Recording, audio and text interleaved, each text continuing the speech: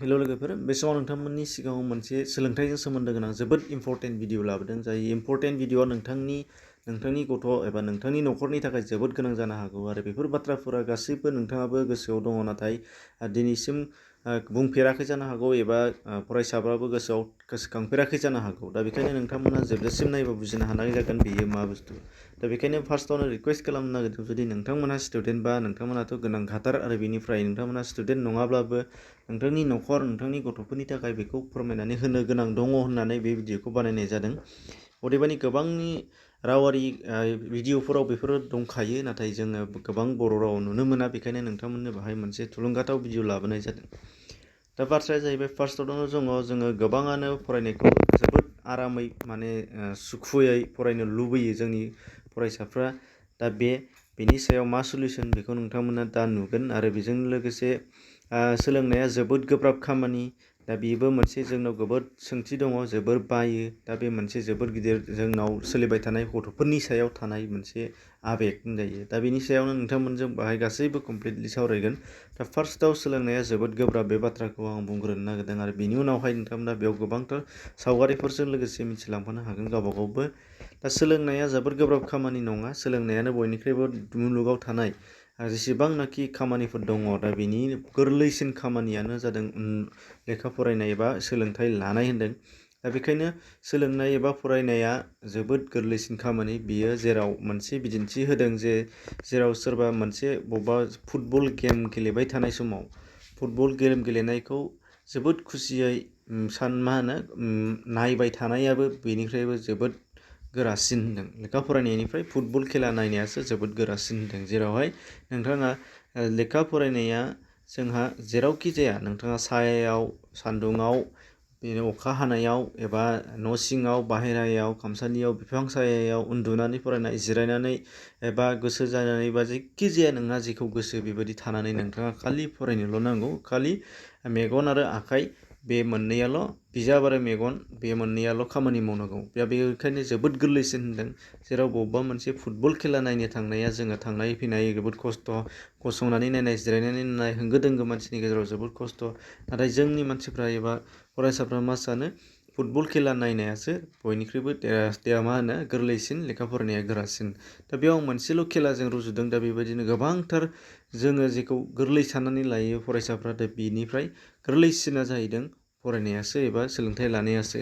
दा बेखौ नोंथांमोना बेयाव मिथिलांगोन। आरो बेयाव जोंनाव गोबां जोङो गावबागावनाव दंनाय गैयि गुबुननिखौ नायनानै जोङो कम्पेयार खालामो, रुजुयो आरो गावबागावखौ नार्भास खालामो। दा बेनिनो नोंथांमोना बाहाय माखासे बिदिन्थि मोनगोन। अब्ला फैदो फारि फारि नायलायनि। दा बाव दङ बेबायदि नोंथाङा सावगारियाव नुदों जे सासे गथ'आ मा नुदों, गावनि PC एबा लेपटप एबा खाथियाव नटबुक, खाथियाव टिचार थानाय, खाथियाव गासैबो बिजाब आरो गावनि खाथा, गासैबो टेबोलनिफ्राय लानानै चेयारनिफ्राय लानानै रुमनि कन्डिसनखौ लानानै गासैबो बिथिङाव सुबिदा, ओरैबायदि गोरलैथार सुबिदा खालामनानै होनो हानाय न'खरनि सावगारि। नाथाय जोंनि साफ्रोमनियावबो बेबायदि सुबिदा जानानै फैया। दा बेखायनो नोंथांमोनहा बेफोरखौ गोसो होनो नाङा। दा बिनि अनगायै जोंनाव गोबांथार न'खरफोर दङ जायहा रावजोंबो रुजु जालायलाया। सोरनाबा गैया, न' गैया, सोरनाबा न' दङ, टेबोल गैया, सोरनाबा टेबोल दङ, बिजाब गैया, सोरनाबा गासैबो दङ, टिचार गैया। दा बेफोरबायदि गोबां मोनसे नङा मोनसे आंखाला थायो। नाथाय बेबायदि थासारिनिफ्रायबो जों रोंनो गोनां जागोन। मानो होनबा रावबो नोंथांनि बे न'खरनि बेबायदि जेंनाफोरखौ सुस्रांनानै होनो फैया। दा बेखायनो नोंथांमोना जोङो गावबा गावसो जाय थासारियाव दङ बेजोंनो सोलोंनो नांगोन। दा मानो होनबा जोङो रोंथारनांगोन। गुबुना जोंखौ रोङा एबा गुबुन रोंनाया जोंखौ लानानै थाङा। जों गावबा गावसो सोलोंनानै रोंनानै गावबा गावसो थांनो नांगोन। दा बेखायनो नोंथांमोनहा बेयाव फारि फारियै नुगोन। फै नायनि। फार्स्टआव नोंथांमोना नुदों जे सासे गथ' जेरावहाय मैसो गुमो, मैसोनि बिखुं सायाव गाखोनानै लेखा फरायनाय। दा बेखौ गोदोनि समाव फ्रायानो जाखायोमोन, बयबो नुयोमोन। नाथाय आथिखालाव बियो गोबांनाव गैयाबाबो दासिमबो नाथाय दङ जानो हागौ खना खनला। आरो बिनिफ्राय गाज्रिसिन कन्डिसनावबो लेखा फरायग्रा दङ होनदों। जेराव बिथाङा जुदि बेबायदि गोसो होयोबा जोङो मानो हाया। दा बे मोनसे। बेनिफ्राय दङ नेक्स्टआव नोंथांमोना नुनो मोननाय जादों जे जोंनाव लाइटनि कन्डिसन एबा लाइटनि जोंनाव जेंना दङ। बयबो लाइट मोजां लुबैयो, मोजां लाइटनि सायाव फरायनो लुबैयो। नाथाय लाइट गोनाङावल' फरायनांगौ बे नङा। सानाव जों फरायनो हायो।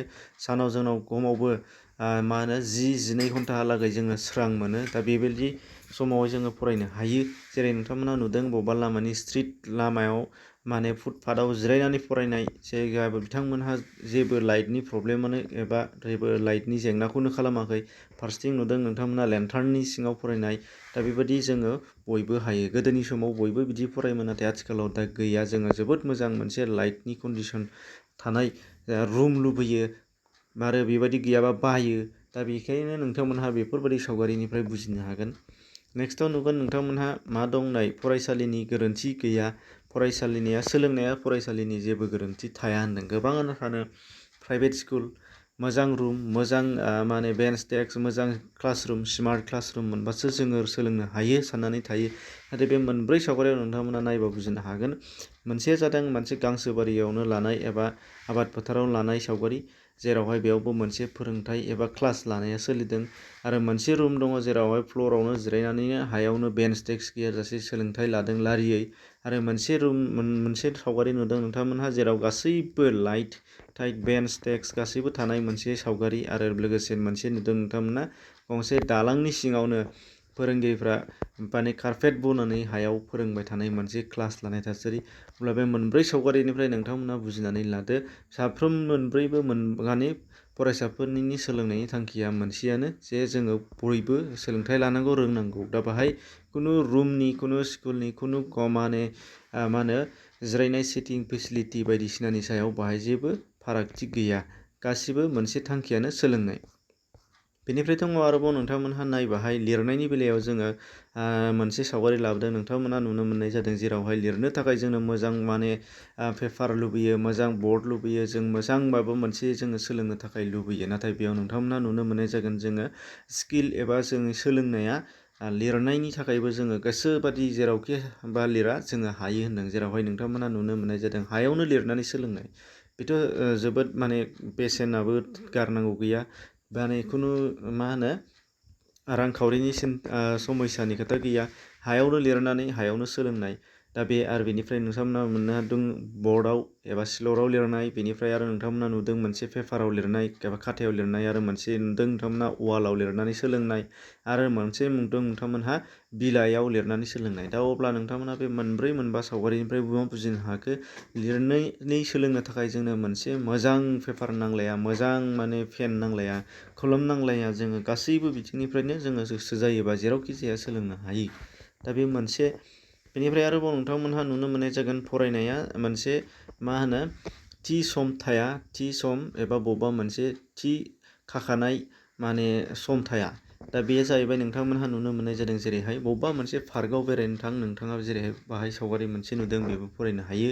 बबेबा मोनसे जायगायाव थांदों, ट्रेभेलिं खालामदों, नोंथांमोनहा बेयावबो फरायनो हायो। जेरै बासाव फरायनाय, गारि सिङाव फरायनाय नोंथांमोनहा नुदों। बबेबा मोनसे क्लासरुमाव फरायनाय बेथ' जाखायो। बिनिफ्राय आरो बबेबा मोनसे लाइब्रेरियाव जिरायग्रामनाय, बबेबा मोनसे मा होनो वेटिं सिटआव माबा मोनसे नेनानै थानाय बे समाव फरायनाय, बेफोरबायदि सावगारि नोंथांमोना नुगासिनो दङ। दा बेखायनो फरायनाया जेबो थि सम खानाय थाया आरो जायगानि जेबो थि सम एबा थि जायगा खाखानाय थाया। दा बेखौबो नोंथांमोना बेजोंनो सोलोंनो हाबाय। दा अब्ला नोंथांमोनहा गासै बाथ्राफोरखौ बुजिनो हाबाय जानो हागौ जे सोलोंनाया मा बुस्थु। आरो बेफोर बाथ्राफोरखौ जोङो जुदि नोंथाङा स्टुडेन्ट नङाबा गुबुनखौ बुंनायाव बे आंनि बुंनाय रावनिफ्राय साबसिनै बुंनानै जाहाथे गोसोआव लाहोनो हायो, बे मोनसे जोबोद गोनां। जेरावहाय बेनिखायनो बुंदों जे गियान लानाया जेबो मा होनो गोरलै बाथ्रा नङा एबा मा होनो गोब्राब बाथ्रा नङा। गियान लानाया जेबो गोब्राब बाथ्रा नङा। आरो बेखौ जेरावबो मोननो हानाय जायो होनदों। जेखि जाया, जेखि थासारि जाया, जेखि सम जाया, जेखि जायगा जाया। दा जेरावहाय गेदेमा बिथांमोनहा बुंलांनाय जादों जे नोंथाङा गोसो दङब्ला सोलोंथाइ लानो एबा रोंनो गोसो दङबा, नोंथांनो गियान नांगौबा, नोंथाङा मेथाइ जानाय मोनसे जुनाय पेपारावबो नोंथाङा जोबोद गिदिर मोनसे माने गियान आरजिनो हायो होनदों।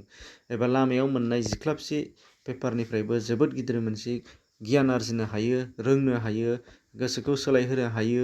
दा बेबायदि होनदों। दा ओंखायनो सोलोंनाया जोबोद गिदिर बाथ्रा नङा।